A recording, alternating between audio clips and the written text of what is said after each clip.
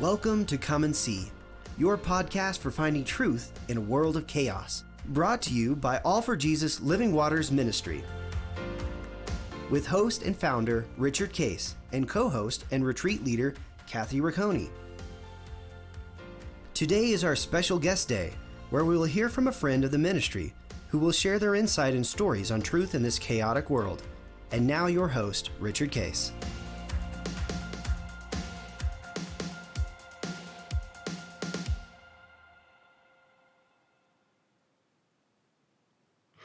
Well, good morning, Kathy. Here we are on Guest Thursday, and we have a very, very, very special guest, and that's you. Woohoo! You're going to be my guest. I thought that it would be really kind of cool, and I'll have you do that, with me. But I think the audience, it would be kind of fun to go a little bit deeper.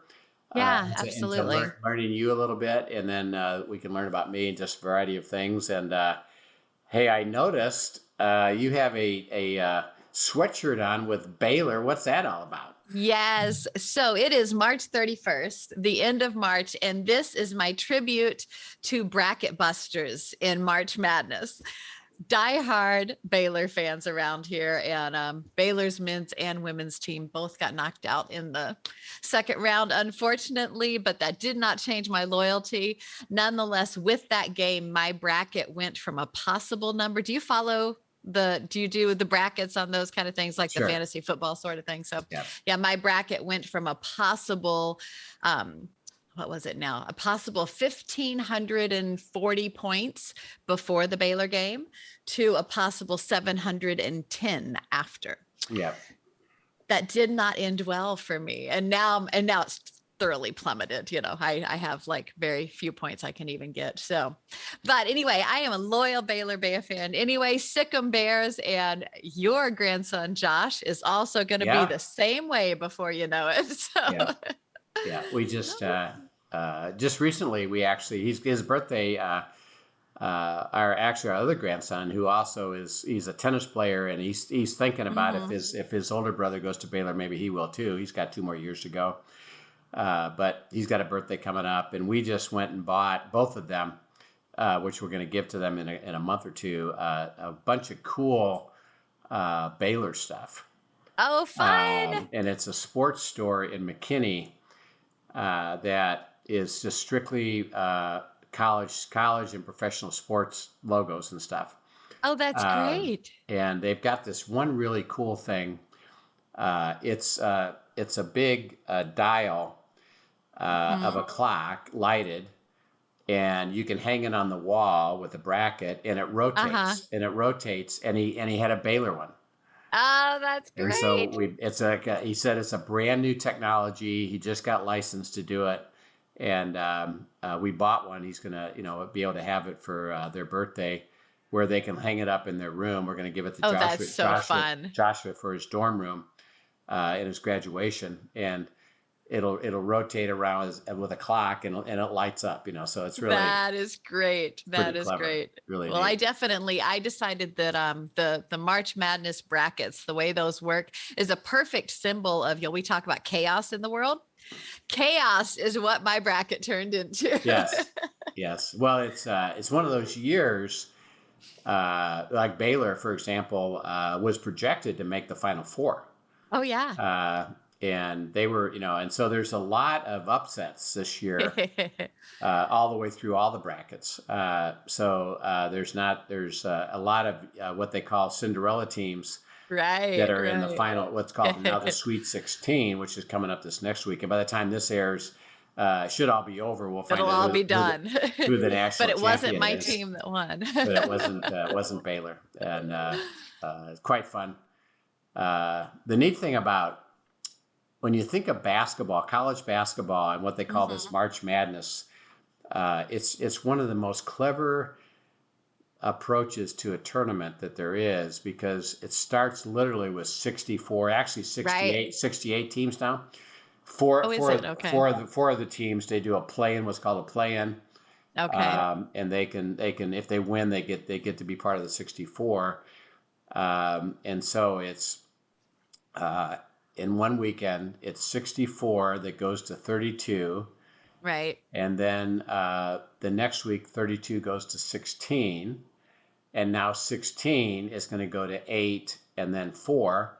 And Wow. ultimately, the final four The final four. will Yep. wind up, two guys will play each other. Then the winner of that will play the Exciting championship. games, that's for sure. So instead of only the top few playing a tournament, almost like they do in college football, for example, right, or in the NFL, there's so many teams that anything can happen. They can upset somebody and wind up, winning. And so it's always fun to watch, and it gives great enthusiasm for these smaller clubs, for smaller teams that they don't have near the supposed talent of these other big time teams, but that they seem to be able to win. So it's fun to watch, right? It is fun to watch. Yeah. Fun of that. It's called March Madness, so it is really fun, and so we know that Baylor is one of your favorite places. That's going to become one of my favorite places with my grandson going there. So that'll be fun to watch and experience for him. He's going into aeronautical engineering, by the way. Excellent. Good for him. We need to have him back on. He's a smart kid, and he's going into what's called the core. And the core is ROTC, where he can have military activity, but he's not committed to have to join the military. So he's gonna have see what God's will is, and that'll be fun for him to see it. Great opportunity. He certainly has that mind of strategy and tactics, and being able to manage it also. It'll be quite fun. But we'd love to get to know you a little bit during this time. And so why don't you tell us a little bit about your years growing up? Where was that? What was that like? What was your family like? Tell us about how you grew up and what kind of environment you grew up in. Yeah, so that's actually a big part of my story, even with God. But I grew up in a town outside of Memphis, Tennessee. Germantown, Tennessee is really where I spent most of my childhood. Do you know do you know all the places that were in the movie Blindside? Oh, yeah. In fact, Blindside is based on a couple different schools, like the game that they play, though. Yep. The whole Blindside thing took place at Briarcrest Christian School. Right. Actually, that's where that family is from. And that one of the big football games at the end is MUS. It's based on Memphis University School, which is a prep school there, versus Briarcrest. And so it's fun to watch it and kind of see the parallels, see a little bit of my hometown back there. Yeah. Had friends at both of those schools. Now, played them in lots of games. How far outside of Memphis was your town? So Memphis, maybe... that's a good question. I don't know. It took us, depending on where you wanted to get to, it would take us maybe 15, 20 minutes to get into Memphis. But Memphis is a unique kind of place. Like everybody, if I live in Germantown, if I lived in Collierville, if I lived in Bartlett, if I lived in Raleigh, I would say I'm from Memphis. Okay. Okay. So they're all just almost like bedroom communities of Memphis. So you're a Southern girl then, right? I am a Southern girl by root. Yes. And loved being in the South. It did not like my hair. Well, that's a whole other story, but very humid. I have no desire to live there again, but had some phenomenal friends. Grew up in a family that did go to church. And there are some strong faith roots in our family. That being said, I grew up in a very broken family. And so a lot of my story and the things that God did was really based on meeting me in the midst of a very broken childhood, honestly.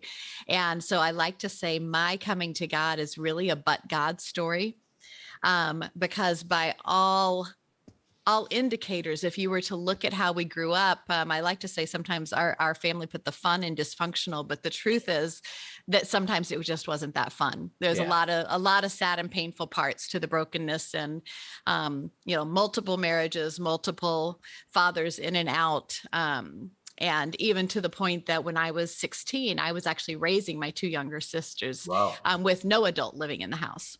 How old are your sisters then? At that point, my middle sister was 13 and my baby sister would have been 11. And so I was mom essentially, and, ran carpool. I made sure everybody got to church. I did the things I needed to do. And my ex-stepfather at that point, would come by and he would help, bring money for groceries and stuff. But I took care of most of that sort of thing. And so a lot of responsibility on someone at 16 years old. Fortunately, again, a but God story. Fortunately, God had put in my life a phenomenal youth pastor and youth group and a neighbor with a huge heart of compassion that literally, until I was old enough to drive, would drive me, pick me up and drive me the 45 minutes it took for us to get to the church that we attended. And so I plugged into that youth group and it was a lifeline to me. God used that just to really show me so many sweet things about himself. And he was truly my father in the midst of that. And I still, for years have been learning more of him as father and his father heart. But he protected me in that time and my sisters in that time and gave us a solid foundation. Now, when you graduated from high school, then did you stay at home until your sisters were older, or how did you get into college? No, so my ex stepdad kind of helped me through because I was still in communication with him, and my mom was still my mom, just not living with us. She at that time had gone to do her dream job of being a flight attendant, and so she kept an apartment in New York that she lived in, and flew and would occasionally come visit. However that played out. As that all unfolded, though, he did help me fill out the applications and stuff. I went to school in Colorado, got a really good scholarship there, and truly almost moved. I looked at moving my sisters out there with me because I wasn't really sure how they were going to function. And at that point, my mom re-engaged and said, I'm going to move to St. Louis where it's safe for them to come. And she came and got them and they moved in with her. Okay, good. So that's how that transpired. But at one point I had actually thought about bringing them to college with me, if you can imagine. Right. And so you went to, didn't you go to a Christian school out in Colorado Springs? I went to a school in Colorado Springs, far from Christian. Okay. It was called Colorado College, which is a small liberal arts college right in the heart of downtown Colorado. Yeah. And a phenomenal school, really neat. They have this unique system known as the block plan, where you take one class at a time for, 3.5 weeks. And so you're all in and you take your final and then you have a 4-day block break and you move on to the next class. So some unique opportunities in that, some unique travel opportunities with classes in that, all kinds of things that it had its benefits for sure. But that was a time, I will say, where I had such a strong faith growing up and really anchored into God. When I got to college, my intention was to go with and keep my strong faith. And the reality was that I was picked off pretty quick. And it was just a time, I think, when I look back at it, I think a lot of what went on is I had been so responsible for so long. I no longer wanted to be the responsible one. Yeah, and so I just walked in rebellion. Yeah. I walked in rebellion from God and kind of basically took a year of hiatus, not listening. And God just doesn't stand for that. When he has his hand on his children, he's not going to let you stay in that ugly place. And so he did bring me back. And as he brought me back, the beauty in that is that's about the same time that he literally had, 20 minutes from my campus, he was working in the heart of a handsome Italian and bringing him to God for the first time. Right. And so what is fun about that, I like to think about in that story is, honestly, if Dan and I had met years before, when I had grown up in my very Southern Baptist church, which I'm thankful for, but nonetheless, it brings with it its own thing. When I had grown up there, I did not have a lot of grace or mercy in my perspective, and I would not have given Dan the time of day. Yeah, sure. I would not have given him the time of day. And until I had walked through making some pretty stupid mistakes myself and recognized the power of grace and even how we end up making some of those decisions that we make, that was part of him preparing my heart. I think he used that. He redeemed it. I don't think he desired me making those choices, but he absolutely redeemed those choices in part of my story. And it gave me a new compassion for people and an ability to see them as who he sees them and who he desires them to be. Yeah. And so it definitely was a big part of my story. And like I said, Dan and I then met, and as we met, because I was coming back to this humble beginning and he was literally at the beginning, we were able to grow in our faith together from that point forward. Yeah. Not perfectly by any stretch, but together. And it was a cool dynamic that God worked there. Yeah. If you again want to go back and hear Dan and Kathy's story about that process, which is cool, of how he brought you together, and then you got married, and and wound up in the East Coast, and particularly New Hampshire and Massachusetts, and as you've grown in your faith and now learned what it meant to abide and walk with God. I know one of the ways that he communicates to you is through dreams. Yeah. And you don't have to go into anything specific, but talk about how that works for you in terms of since it's not just once in a while, it tends to be fairly regular for you to receive. There are real patterns to it. Yeah. God's patterns. Tell a little bit about how you've experienced that beautiful way of God communicating with us. So it's interesting because, again, go back to my background. I like to call myself a Baptist-Costal Republican because I do not fit neatly into any box. Another really. new term. Supercalifragilisticexpialidocious, something like that, right? Something like that. But it's funny. I don't know how long it is that he has tried to communicate to me in dreams, but I will say he has definitively communicated to me in dreams all the way back to 2015. Yeah. And I just kind of started, like, there was the first dream I think I had.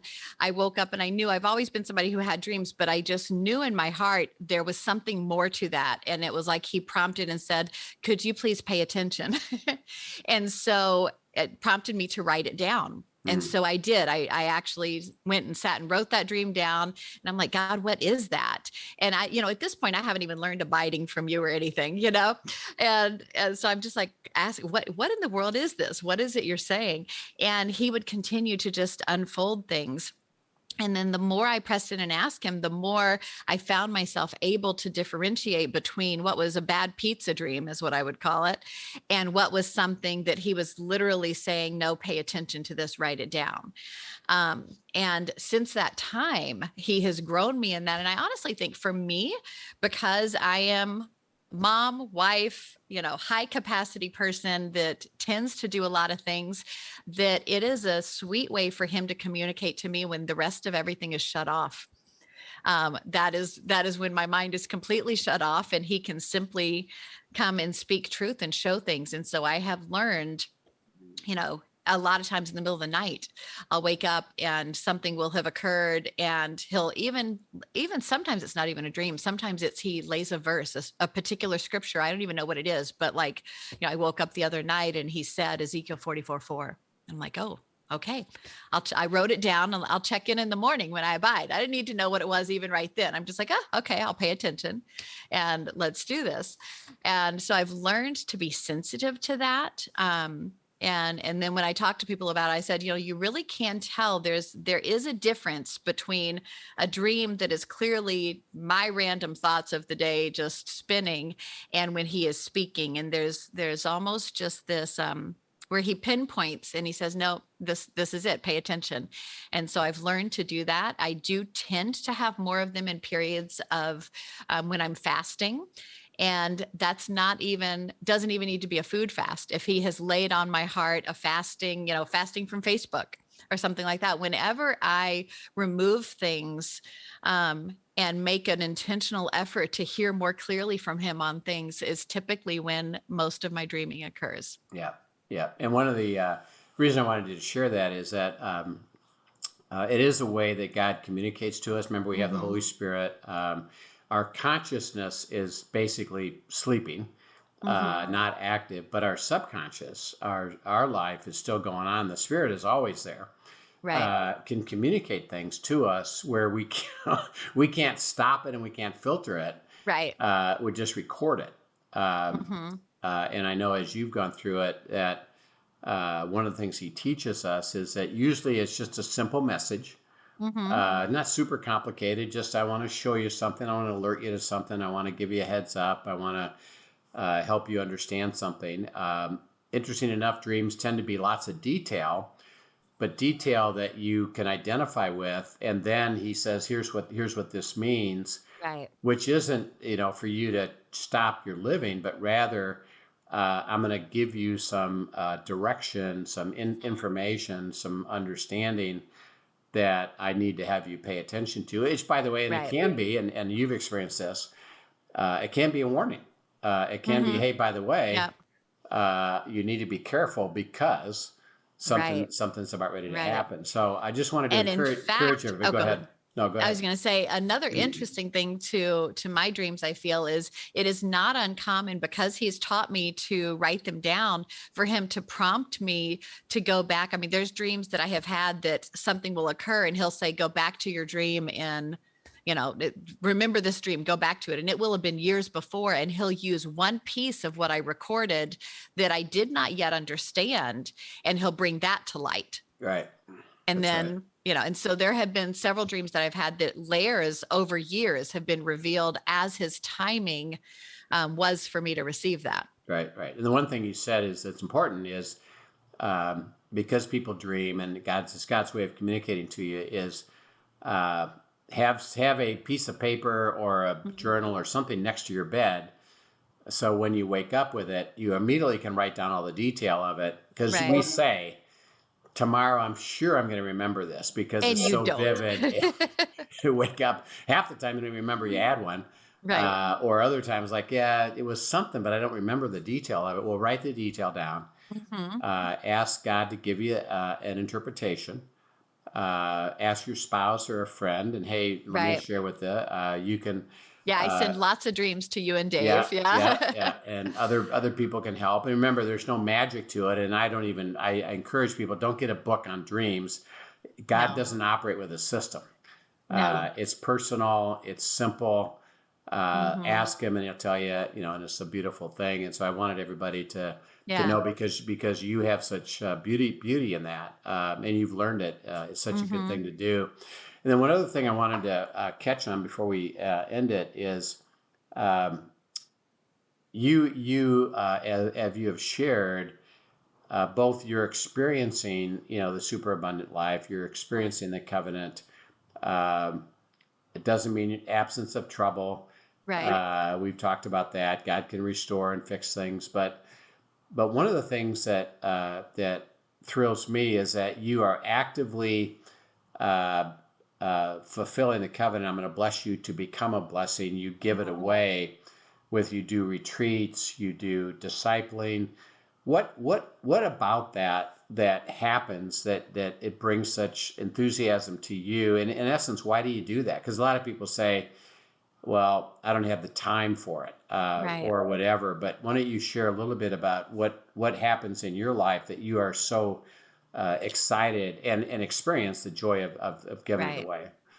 Well, honestly, gosh, I don't even know how to describe that fully, but it is truly such a joy. And the thing is that when we truly believe something, and when we're truly experiencing it, and it brings joy and fulfillment and adventure to our heart and purpose and delight and all these things, you can't help but want to give it away.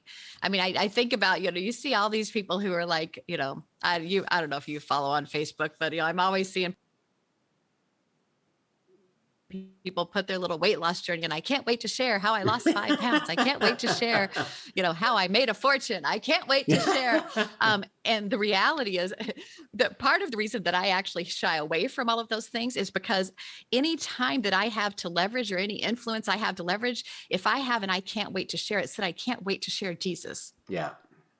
I can't wait to share that. And so I don't want to waste my time, I'm not judging anybody else who does, but I don't want to waste my time and resources and whatever to do anything other than just bring people back to him. Because if I have any influence to leverage, it's that I want to leverage it to get people to walk in intimacy with God. Yeah. Because of what that has meant in my life, in my family's life. I have seen and live and experience fully the fruit of it, through good times and bad. You'll go back to my childhood. I remember laying on my bed, in tears, crying out, just, why in the world? And God just tenderly meeting me in that place and holding me and strengthening me and stepping me into what's next and breathing purpose into that. And there are broken people everywhere we look. We don't know what they're walking through. We don't know what they faced. We don't know what their world looks like beyond their Instagram photos. And when you step into those broken places with them and lead them back and walk with them, not just, I've heard it said before, there's a difference between a travel agent and a tour guide. A travel agent tells you what to do, even books it, and then waves and says goodbye till you get there. A tour guide comes alongside, walks with you as you journey, and then actually asks questions and converses with you and goes, I want to be a tour guide more than a travel agent. I want to walk in the mess with people and be there with them to help step them to the feet of Jesus. And there is truly no greater joy. Yeah. I can't say it more than that. There's no greater joy than to get to see somebody else step into life with him and live it out fully. Yeah. And when you see that, what does it do for your heart that you get to experience somebody else learning what it means to live in the covenant and have things restored and have joy in their life? It's amazing. I mean, it brings me great joy. Yeah. I mean, that is like the thrill of my life. There is no better way for me to spend my time. I love it. I love seeing the restoration and seeing him step in and meet people and watching the light bulb go on when they hear from God what they really feel like for the first time. Yeah. And it becomes personal to them. It's huge. Yeah. That's the excitement of our retreats. We get to experience people for the first time, hear from God, and God gives them a specific personal message. And that's always amazing to us. It is, right? How does that work? And then, one of the things we do in retreats is that we do a reunion of the people that were abiding. And we just had one recently, a dinner of retreat from an abider group. And it was just thrilling to hear, this is what happened to me this month by me learning to walk with God. Right. And they're sharing, and you can sense it in their hearts. They came to the retreat a little bit heavy and troubled, and they're starting to live the life of joy because God is fulfilling, what He's speaking to them, and it's such a joy. And Kathy and I get to, and I know you're expressing this, is that there's two things about it. One, it's not a duty. I have to go do it, and it's troublesome to do it. No, you can't wait. And then secondly is that a lot of people look at it as, well, there's certain lucky ones and there's certain unlucky ones. And I might be one of the unlucky ones, or I've tried to help people and a lot of them don't get helped and it's discouraging. And the beauty of the covenant of God's life is that He says, first of all, I'm going to bless you and give you joy like you're expressing. And then I'm going to have you give it away. And there'll be people who have a heart to receive it and will receive it. And you won't look at people anymore as lucky. You're going to look at them as and like you said, your heart goes out. I know the struggle you have. Right. If you would just come this way, I know what God's going to do. And I can hardly wait to have you experience that. Absolutely. So we'll talk. We're going to have Kathy back again and talk more. I'd like to have you talk more about that, specifically of of how does that work and how do you get involved with this, because you don't have anything to tell them.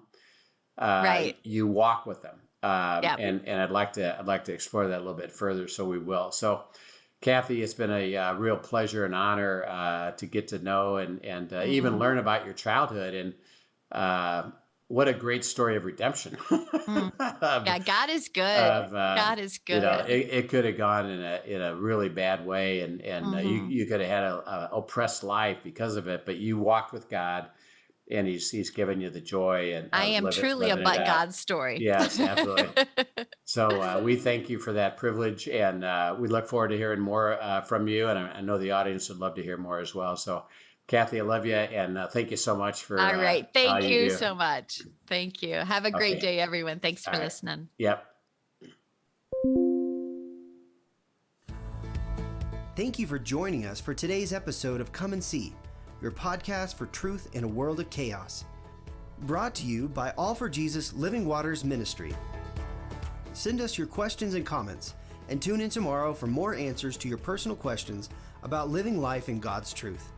Remember, God's will is best and none better. His truth brings peace in this world of chaos.